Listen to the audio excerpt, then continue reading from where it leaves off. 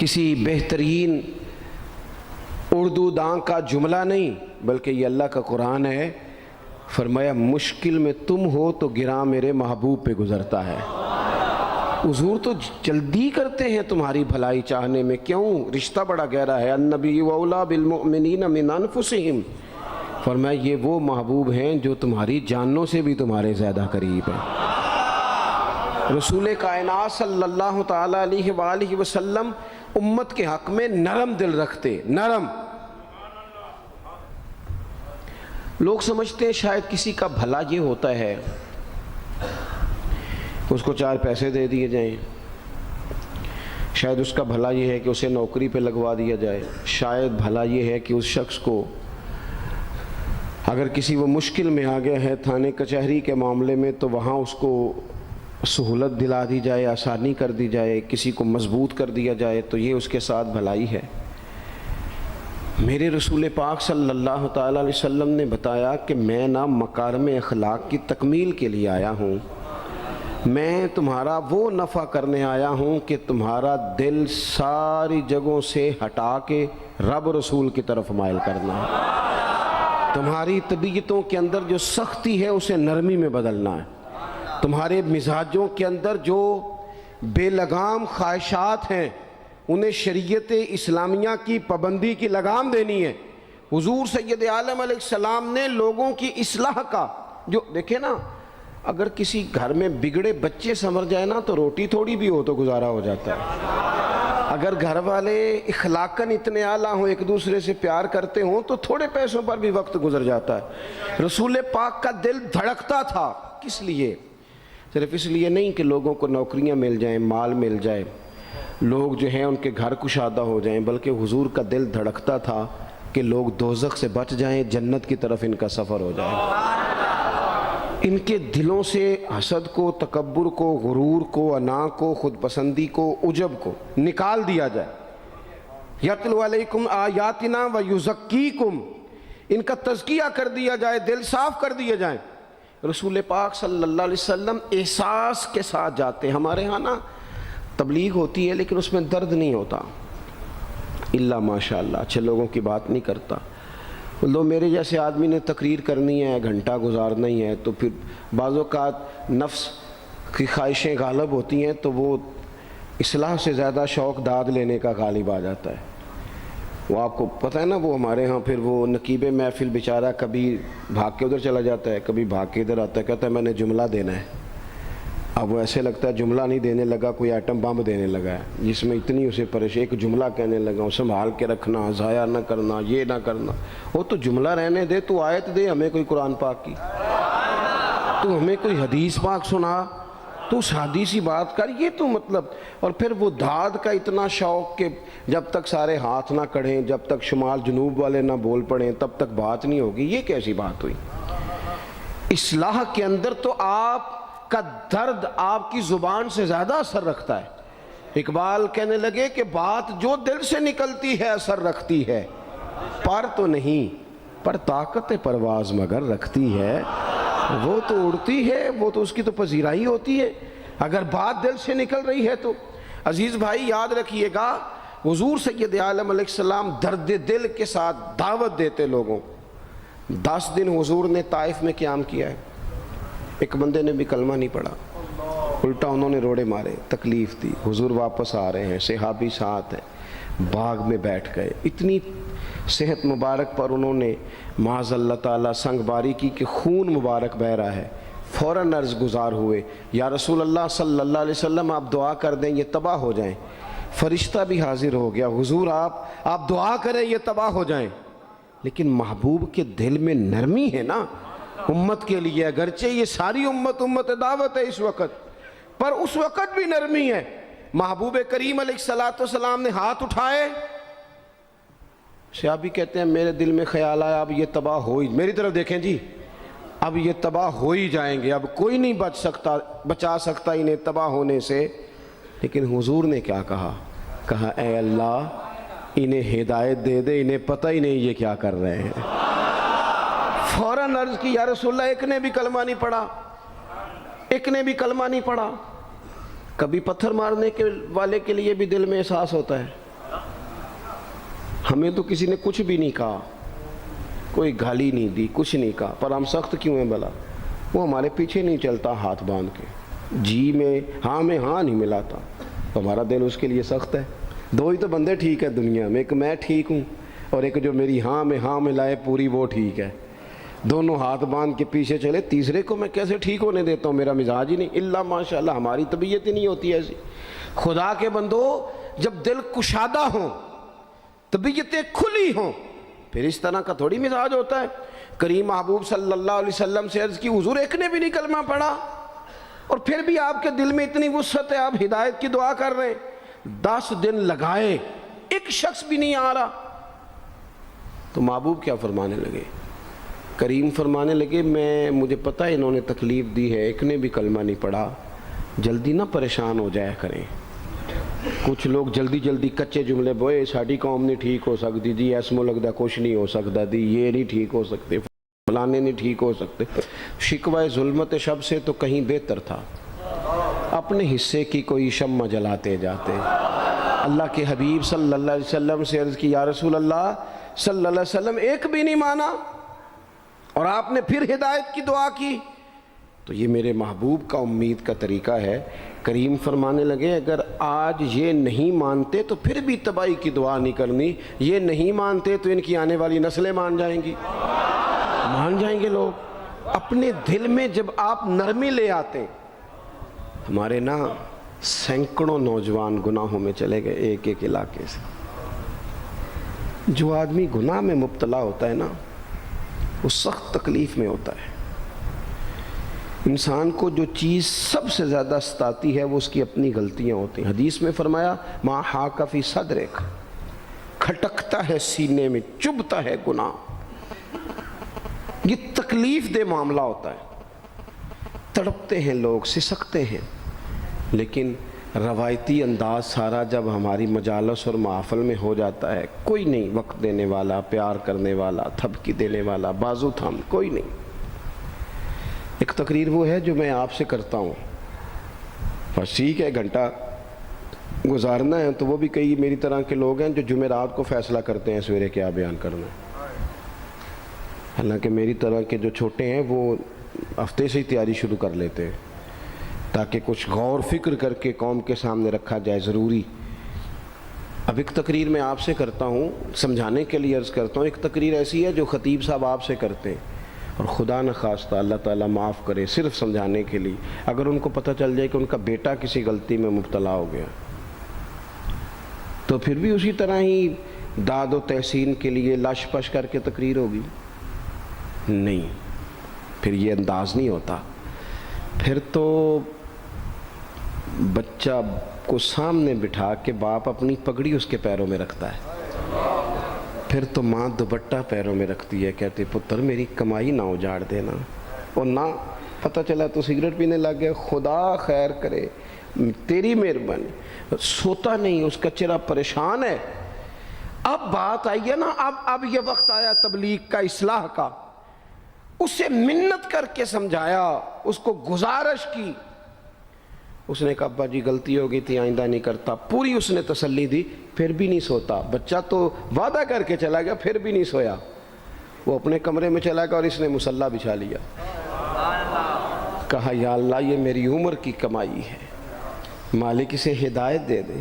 او بھائی جب تو اس انداز میں ملت کے ہر بیٹے کی اصلاح کرنے لگے گا، اور اس سے مراد صرف خطیب واعظ ہی نہیں، حضور نے ہم سب کے ذمہ لگایا تھا بلغ عنی ولو آیا، ہم سب کی ذمہ داری ہے لوگوں کے لیے، لوگوں کو قائل کریں۔ مجھے بتاؤ اپنی ذات کے حق میں قائل کرنا ہو تو کرتے ہیں کہ نہیں؟ ہوتا ہے نماز کی دعوت ہم کیسے دیتے ہیں؟ ہم کہتے ہیں پڑھ لیے کر نماز، اتنے پیسے کہاں لے کے جائے گا، یہی دعوت ہوتی ہے نا۔ وہ کہتا ہے تو نے اپنی قبر میں جانا اور میں نے، یہ تو ہے ہمارا دین کے حق میں۔ وہ محفل میں آنا اگر ٹائم ملا تو ٹھیک، یہ ہے دین کے حق میں۔ اور جب اپنی باری آئے، کسی سے 50,000 روپے چاہیے تھے، فون کیا اس کو، ملنا تھا، وہ کہتا حکم کریں، کہتے نہیں ٹیلی فون والی بات نہیں، کہتے میں تو 2 بجے ملوں گا، تو 2:30 بجے میل پر، میں مل کے کرنی ہے۔ پھر جاتے ہی اس سے 50,000 مانگا نہیں، پہلے منت کی، دکھ سنایا، پھر اسے ثابت کرایا کہ تیرے علاوہ دینا بھی کسی نے نہیں، سارے غلط بندے ہیں تو ٹھیک ہے معاذ اللہ. پھر اس کو یہ بھی ثابت کرایا وقت پہ واپس کر دوں گا. اتنی ساری گزارش کر کے رو دھو کے جب وہ پورا قائل ہو گیا تو آخر میں کہا مجھے 50,000. صحیح کہہ رہا ہوں؟ ہاں نہ تو کرو نا, چلو ہلکا سا ایسے ایسے تو کرو نا. ہوتا ہے کہ نہیں ایسے؟ او بھائی اپنے حق میں قائل کرنا تھا تو تجھے سارا طریقہ آتا تھا, اور رب رسول کے حق میں قائل کرنے کا تجھے طریقہ ہی نہیں آتا.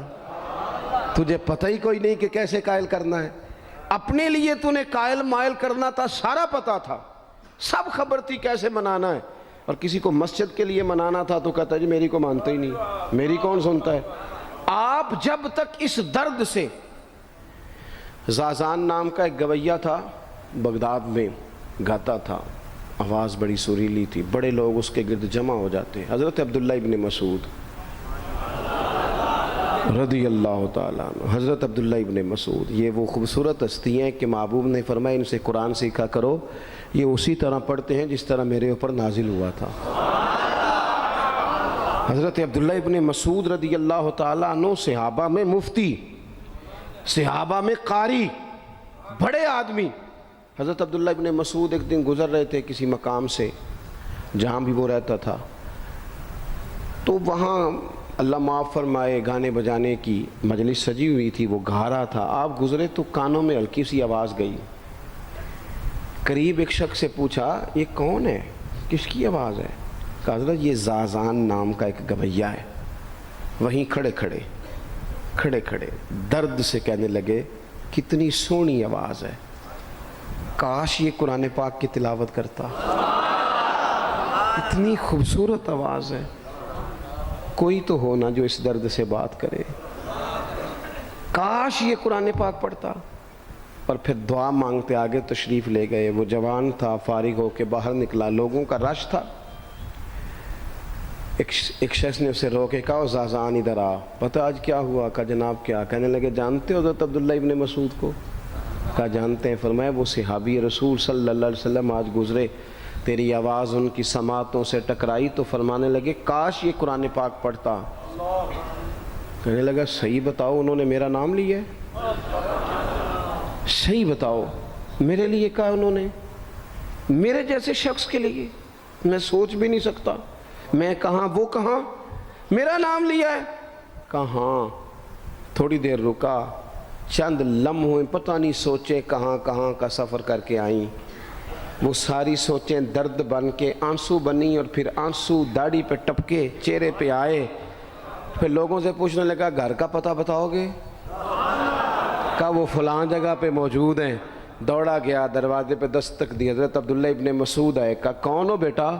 کہنے لگے حضور میں وہی ہوں جس کے بارے میں آپ نے کہا تھا کاش یہ قرآن پڑھتا. میں آ گیا ہوں, پڑھا دے مجھے قرآن پاک, پڑھا دے. کوئی بیٹھا ہوا مجھے دور دعا دیتا ہے, میں ڈوبتا ہوں پر سمندر اچھال دیتا ہے. کسی سے تو آپ پیغام حق کہیں, کسی کو تو دعوت خیر دیں. یہ سب سے بڑا بھلا ہے. اگر کسی بد اخلاق کو با اخلاق کر دو گے نا, اس کی بیوی سکون میں آ جائے گی, اس کی ماں آرام سے سونے لگے گی, اس کا باپ کہے گا وہ حد ہو گئی, میرا پتر ٹھیک ہو گیا ہے, تمیز سے بات کرنے لگا ہے. بچے پریشان ہوتے ہیں, بچے. میں بیٹھا تھا کھانا کھا رہا تھا گھر میں, تو میرے گھر والے کہنے لگے مدرسے کا کوئی بچہ باہر ہے, بڑا سخت رو رہا ہے. میں نے کہا بلاؤ, کسی استاد نے ڈانٹ دیا ہوگا. تو بچہ میرے پاس ہے تو اس کا وجود کانپ رہا تھا. میں نے کہا پتر کیا ہوا؟ کہنے لگا پیر صاحب وہ میری امی تے ابو کار فیر پہ لڑتے نے, کرو فون آیا ہے. تو میں نے کہا بیٹا پریشانی کی کیا بات ہے؟ کہنے لگے بڑی سخت لڑائی ہوتی ہے, میرے والد میری اماں کو مارتے ہیں, پھر ہم سارے بہن بھائی نا چار پنجوں کے نیچے چھپتے ہیں. تو وہ دور ہیں اس وقت, تو 1.5 گھنٹے کا فاصلہ ہے, دور ہے میرا گھر, پر پتہ نہیں ہمارے گھر کیا ہو جائے گا. پیر صاحب آپ دعا مانگے نا, آپ دعا کریں نا.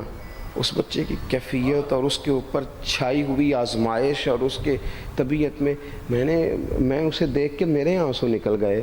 کچھ دنوں کے بعد میں نے اس کے باپ کو بلایا. میں نے کہا خدا کے بندے, تیری انا اور تیری بیوی کی انا اتنی سخت ٹکراتی ہے کہ تیری اولاد پیس کے رہ گئی. کاش تو رسول اللہ کی اس صفت سے آگاہ ہوتا کہ خدا کے بندوں کو معاف کر دو، اللہ تمہیں معاف فرما دے گا۔ کاش تمہارے اندر وہ کیفیات ہوتی۔ تمہارے بچے میلوں دور رہ کے بھی تڑپتے ہیں کہ جانے گھر میں، کیوں؟ اس لیے کہ گنجائش نہیں دلوں میں، کوئی اخلاقی تعلیم نہیں۔ ہم نے اپنے گھروں کو خود اپنے ہاتھوں سے اتنا آزمائش کا گھڑا بنا لیا ہے، لڑائیاں، جھگڑے، مصیبتیں۔ کیوں؟ کہ پیسوں کی تو تبلیغ روز ہوتی ہے کہ کمانے چاہیے، مال کی تبلیغ تو روز ہوتی ہے، درد نہیں بٹتا، اخلاق کی بات نہیں ہوتی۔ اور سجنوں، ہمارا غریب گھر تھا، پر میرے ابا جی جب گندم کا سیزن ختم ہوتا گھر میں لے کے آتے تو ہمارے گھر کے سین میں کھڑے ہو کے فرماتے، لو پتر کسے دا گھر وال نہیں تکنا، میں دانے پاتے نے پھڑو لیتے تھے تو اڈی ماں نے اچار پا دیتا ہے، اب پرواہ نہیں۔ اس سادگی کے ساتھ، اس آسانی کے ساتھ گزارا ہوتا تھا۔ میں نے ایک دفعہ کہا، میں نے کہا ابا جی لوگ بڑا بڑا پیغام دیتے ہیں، پیسے کماؤ پیسوں، آپ نہیں دیتے پیغام، چلیں یہ بتا دیں کوئی شے پسند نہیں کھانے میں؟ کہنے لگے بیٹا بھوک لگی ہو تو ہر شے پسند ہو، نہ لگی ہو تو نخرا ہی نخرا، اگر طلب ہوگی تو یہ بھی تمہیں نفع دے گا، لیکن اپنے گھر میں سکون رکھنا، اطمینان رکھنا، اس ٹینشن سے اپنے ایک دوسرے کو اخلاق کا سبق پڑھائیں، دلوں کی نرمی کا درس دیں، تھوڑی سی کوشش کریں جس سے ہمارے گھر بچ جائیں۔ اور اگر کوئی بندہ گناہگار نظر آئے تو اس پر تنقید نہ کریں، تنقید نہ کریں، مجھے صحیح بتانا، دل پہ ہاتھ رکھ کے۔ خدا نہ خواستہ کسی کا بچہ بچی معاذ اللہ، اللہ بچائے سب کو، بگڑ جائے تو کیا وہ چوک میں کھڑے ہو کے چسکے لے لے کے بتائے گا کہ بچہ میرا بگڑ گیا ہے؟ بولو سارے، بولو جلدی سے۔ تو پھر پڑوسیوں کا بچہ بگڑا ہے تو پھر چسکے کیوں لیے؟ گلی میں کسی کی بیٹی سے معاذ اللہ خدا نہ خواستہ کوئی ایسی غلطی ہو گئی تو جگہ جگہ باتیں کی، تیاں سانجیاں نہیں ہوندیاں۔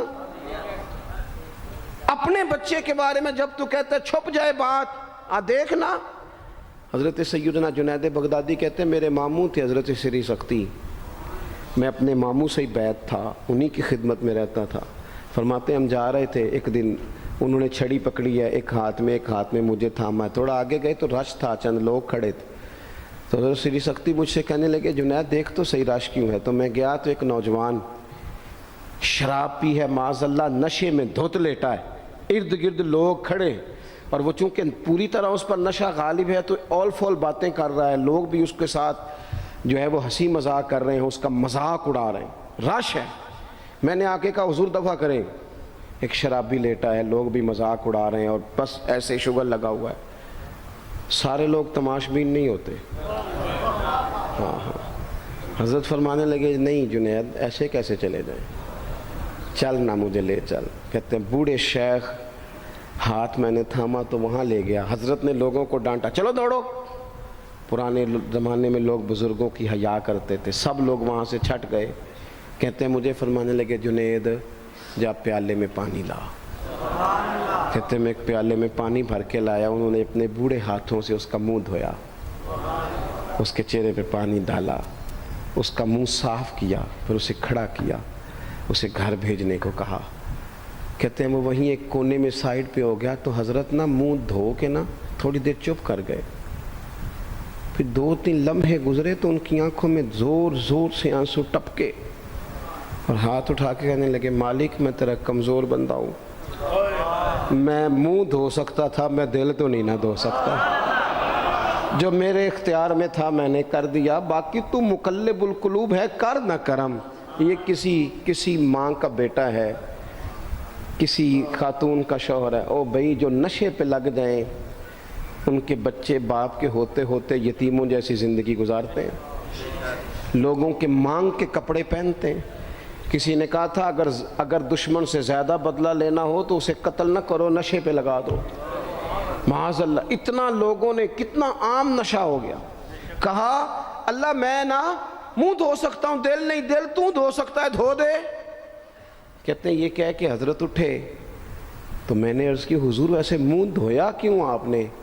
تو فرمانے لگے اس لیے دھویا ہے کہ جب تک منہ سے بدبو آتی رہے گی جتنے لوگ سونگتے رہیں گے اس کے شرابی ہونے کے گواہ بنتے رہیں گے، میں نے اس لیے دھو ڈالا ہے کہ ہو گئے پیچھے جو ہو گئے مزید گواہ نہ بنے، حضرت سری سختی کہتے ہیں میں نے، حضرت جنید بغدادی کہتے ہیں میں نے اسی رات تہجد کے وقت اٹھ کے حضرت کو وضو کرایا، میں نے ان کا بازو تھاما، میں ہی ان کو مسجد میں لے کے گیا۔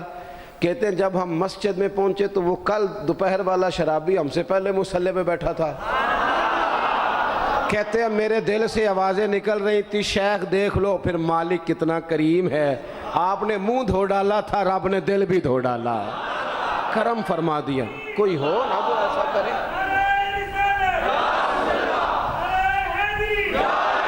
آؤ نا سنگیوں ملیں، ایک دوسرے کا منہ تو دھونا شروع کرے نا، آؤ نا ایک دوسرے کو یہاں تک تو ہم یہاں تک وضو کا پانی تو فراہم کریں نا، کچھ تو خیر تقسیم کرے۔ اخلاق کی تربیت کا میں دیکھتا ہوں ہمارے وطن میں اضطراب ہے، بے چینی ہے، اس طرح کا ماحول بنایا گیا ہے کہ لوگ ایک دوسرے کے حق میں سخت ہو گئے ہیں، مزاجوں میں تلخیاں ہیں، لڑتے جھگڑتے ناراض ہوتے لوگ، بگڑتے کوستے ڈانٹتے شکوے کرتے لوگ۔ شکوہ جو ہوتا ہے نا یہ بندے کو بے چین کر دیتا ہے، شکر بندے کو سکون میں مبتلا کرتا ہے۔ شکوے آزمائشیں اپنے دلوں میں وسعت لائیں، ایک دوسرے کو اصلاح کی طرف لائیں، ایک دوسرے کو پیغام دیں، ایک دوسرے کی تربیت کریں، تھوڑا سا حوصلہ، تھوڑا سا صبر، تھوڑی سی گنجائش اپنی طبیعتوں میں پیدا کریں۔ اپنے بچوں پر سب سے زیادہ نگرانی یہ کریں کہ ان کا اخلاقی معیار کیا ہے۔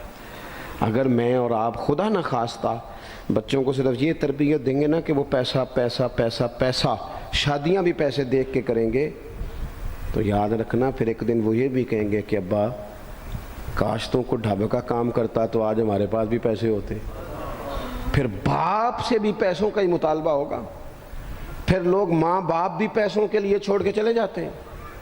پھر جب آپ نے تربیت جس چیز کی تھی تو نتیجہ بھی تو وہی برآمد ہوگا۔ یہ تو نہیں ہو سکتا کہ بندہ بیج کوئی اور لگائے اور درخت کوئی اور نکلے، یہ ہو نہیں سکتا۔ اگر ہم اپنے باپ سے روز جھگڑا کریں گے 5 مرلے کے لیے تو یاد رکھنا پھر ہمارا بیٹا 1.5 مرلے کے لیے بھی جھگڑا کرے گا، پھر معاملہ اس طرح کا مرتب ہوگا۔ ایک دوسرے کو اخلاقی پیغام دینا ضروری ہے۔ آخری بات آپ کی خدمت میں یہ عرض کرنی ہے اور یہ میری خواہش ہے کہ آپ اس پر زیادہ توجہ کریں گے انشاءاللہ۔ آپ سارے ویڈیو بنائیں، مجھے کوئی اعتراض نہیں، پر مہربانی کریں دیکھیں تو میری طرف نہ۔ جب آپ لائیو چلاتے ہیں تو پھر اسی کو دیکھتے ہیں، وہ پھر کہتا ہے کہ یہ کمنٹس آ گیا تو دوسرا آ گیا۔ اللہ کرے میری بات آپ کے دل میں اتر جائے، آپ تھوڑی سی توجہ کریں۔ میں کیا عرض کرنا چاہتا ہوں، غور کریں میرے بھائی۔ ملک میں نا مہنگائی تیزی سے عروج پکڑ گئی ہے، اور مہنگائی جب ہوتی ہے نا تو امیروں نے تو مال بیچنا ہوتا ہے تو ان کا دگنا ہو گیا تو وہ تو اور امیر ہو گئے، تو غریبوں کے لیے مشکلات بڑھ گئی ہیں۔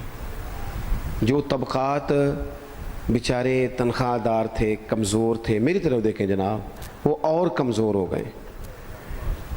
ہمیں زیادہ تو نہیں لیکن اتنا ضرور کرنا چاہیے۔ یہ قرآن پاک دے دیں جی، جی مجھے دے دیں، لے لیا تشریف رکھیں آپ۔ عزیز بھائی تھوڑا سا نا، زیادہ نہیں، 3 لوگ مل کے ایک غریب آدمی کا خیال تو رکھ ہی سکتے ہیں نا، لیکن غریبوں سے بھی عرض کروں گا سہارا بندوں کو نہیں بنایا کرتے، سہارا رب رسول کو بنایا کرتے۔ کسی سے تھوڑی سی مدد لینا تو ٹھیک ہے، چلو آگے جانے کے لیے تھوڑا سا سہارا لے لیں کہ اب مشکل ہے تو یہ کراس نہیں ہو رہا رستہ، تھوڑا سا سہارا تو لے لیں۔ لیکن جو لوگ مستقل سہاروں پہ آ جاتے ہیں ان کا تو پھر اپنی طاقت ہی ساری ختم ہو جاتی۔ گردن کو جھکا دیتا ہے خیرات کا پتھر، جہاں میں مانگنے والوں کے سر کبھی اونچے نہیں ہوتے۔ تھوڑی سی ہم نے ایک دوسرے کی مدد کرنی ہے۔ جو لوگ زیادہ مالدار ہیں ان سے میری گزارش ہے کہ تھوڑے سے خرچے کم کر لیں، اپنے ہاتھوں سے تقسیم کریں۔ یہ چھوڑ دیں کہ وہ میرے چچا کے جو بیٹے ہیں وہ میرے ساتھ اچھا سلوک نہیں کرتے، وہ فلانے ہیں، وہ ان کا سلوک اگر وہ کریں گے تو اللہ سے اجر لیں گے۔ آپ اگر ان کو محسوس کرتے ہیں نا وہ غریب ہیں، ماموں کے بیٹے، چچا کے بیٹے، گلی والے، محلے والے، تو تھوڑا تھوڑا کر کے اپنے بھائیوں کی مدد کرنی شروع کریں۔ دیکھو عید پہ کپڑے تھوڑے لے لو نا، ویسے بھی سوٹ کی ضرورت تو صرف عید پڑھنے کے لیے، بعد میں تو کپڑے بدل کے گوشت کرتے ہیں، تو بچے ویسے سوئے رہتے ہیں سارا دن۔ تھوڑی سی نا अपने इजाफी खर्चे कम करें। गुरबा की थोड़ी, ये ईद गुजरी थी ना छोटी, तो शादियाँ शुरू हो गई थी। मेरे पास लोग बहुत ज़्यादा आते हैं, चूँकि नेक आदमी समझ के अच्छा गुमान करके लोग दुआओं के लिए कहते हैं, तो उनके दुख सुन के ना तो कई दफ़ा सोचते हैं कि यार ये जो अमीरों ने इतने महंगे महंगे होटलों में रोटियां खाई, इतनी महंगी महंगी गाड़ियां पजारो, ये अल्लाह के हुजूर जवाब भी तो देना है ना। हम ना एक दूसरे का ख्याल छोड़ गए, दो चार बातें सोच के ना, वो जी इसके घर में 3 लोग हैं, काम क्यों नहीं करते हो? खुदा के बंदे करते हैं काम, लेकिन मेहनत से नहीं मिलता, खुदा के फजल से मिलता है। तेरे ऊपर फजल है, तुझे अब बातें आती हैं, लेकिन कई दफ़ा सारे भी करें तो रिस्क जब ही आता है जब रब चाहता है।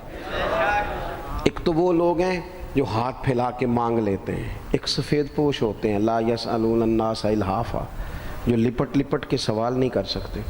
उनको देखें, बिलखुसूस अपने बहन भाइयों में, करीबी रिश्तेदारों में, पड़ोसियों में थोड़ी थोड़ी लोगों की मदद करें और अपने खर्चे बतदरीज कम करें। ख्वाहिश तो बच्चों की तरह होती है, एक ख्वाहिश पूरी करें तो दूसरी पैदा हो जाती है, दूसरी पैदा करें तो 4 ख्वाहिशें और खड़ी हैं। ये नफ्स तो बच्चे की तरह है। अपनी ख्वाहिशात थोड़ी कम करके, ये हुकूमतों से आप उम्मीद ना रखें। हमारे मुल्क में जितनी सियासी जमातें हुकूमतें कर चुकी हैं या कर रही हैं, इनसे कोई तवक्को नहीं। ये बेचारे तो अपने झगड़ों से ही बाहर नहीं आते, इन्हें क्या खबर कि गरीब कहाँ बसता है। जब तक बंदा वहाँ से हो के नहीं ना गुज़रता जो असल जगह है, तुम्हें ये जो तुम एसी वाले कमरों में बैठ के और जनाब नेस्ले की बोतलें रख के प्रेस कॉन्फ्रेंस करते हो, तुम्हें क्या पता हो, तुम्हें क्या खबर हो कि बच्चों की फ़ीस देनी हो तो बूढ़े माँ बाप पे क्या गुजरती है। तुम्हें क्या खबर हो कि ईद आ गई है तो बूढ़े किस तरह मशवरे कर रहे हैं कि अगर तीदे कर कपड़े ना कर ले तो सस गल्ला करेगी। तुम्हें क्या खबर हो कि कुछ गरीब ऐसे भी हैं जो बेचारे रात को मशवरा करते हैं कि सुबह नाश्ते में घी कहाँ से लाना है, बच्चों के पराठों के लिए तो घी भी नहीं है, गंदुम अमीर शहर की होती रही ख़राब और बच्ची किसी फ़कीर की फाके से मर गई। खुदारा मेहरबानी करें, गुंजाइश पैदा करें। बंदा कभी भी जेब का सखी नहीं होता। बुखारी शरीफ में पूरा बाब है कि बंदा गनी दिल का होता है। अपने दिल का गिना अपने अंदर लाएं, जब आपका दिल सखी हो जाएगा सारी चीज़ें ठीक हो जाएंगी। अल्लाह ताला मुझे और आपको तौफीक अमल अता फरमाए।